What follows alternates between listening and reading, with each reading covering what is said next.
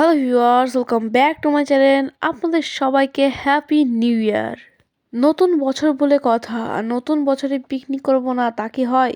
নতুন বছর উপলক্ষে কারা কারা পিকনিক করেছেন কমেন্টসে জানিয়েন। এটা প্রথমে কি কাজ তাও করতে হবে।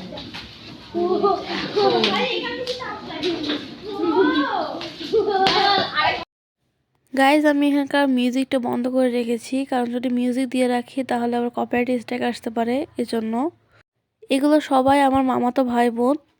লিটারালি আমরা সবাই মিলে অনেক বেশি ফান করছি।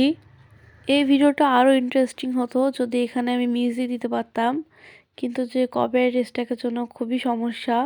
অনেকে অনেকভাবে মিউজিক দিয়ে থাকে, কিন্তু যে বড় ভিডিওতে মিউজিক দিতে গেলে একটু সমস্যা হয়। আপনারা সবাই নতুন বছরে কি কি করছেন কমেন্টসে জানিয়েন।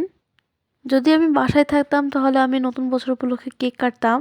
যেহেতু আমি বাসায় নেই, এজন্য এখানে সব কিছু করার স্বাধীনতা আছে। সব মায়েরা কিন্তু একটাই কথা বলে যে বাচ্চারা যখন নানু বাড়ি যায় তখন তাদের পাখনা গজায়, তো আমারও সেই দশা।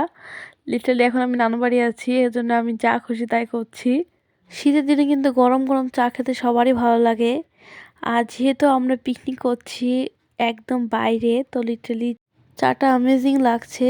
একটু পরে একটু ফানি ভিডিও আছে, সেটা দেখলে আপনাদের আরো বেশি হাসি আসবে।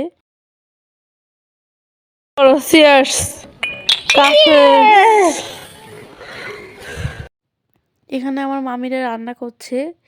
যেহেতু পিকনিক হচ্ছে সেজন্য খিচুড়ি মাস্ট, এটা মাংস খিচুড়ি রান্না করা হচ্ছে। আর বাইরেই রান্নাটা করা হয়েছে। খিচুড়িটা দেখেই মনে হচ্ছে যে খিচুড়িটা অনেক টেস্টি হবে। তাহলে যখন খাবো তখন কি হবে।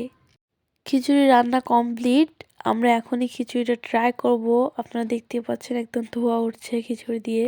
শীতের দিনে গরম গরম খিচুড়ি খাওয়ার মজাই আলাদা। আর যদি সেই খিচুড়িটা কলার পাতায় হয় তাহলে তো আরও মজার। আমার কলার পাতার খিচুড়ি খাওয়ার কথা শুনে সবাই কলার পাতায় খিচুড়ি খাবে, সেজন্য সবার জন্য কলার পাতা কেটে নিয়ে এসেছিলাম। আমরা সবাই যখন একসাথে বসেছিলাম তখনকার ভিডিওটা করা হয়নি। এখানে আমি, আমার ভাই আর আমার মামাতো ভাই এক জায়গায় বসেছিলাম, সেই সময় ভিডিওটা করা হয়েছে। আজকের মতো ভিডিওটা এখানে শেষ করছি। আপনাদের সবাইকে অনেক অনেক শুভেচ্ছা রইল নতুন বছরের। Happy new year.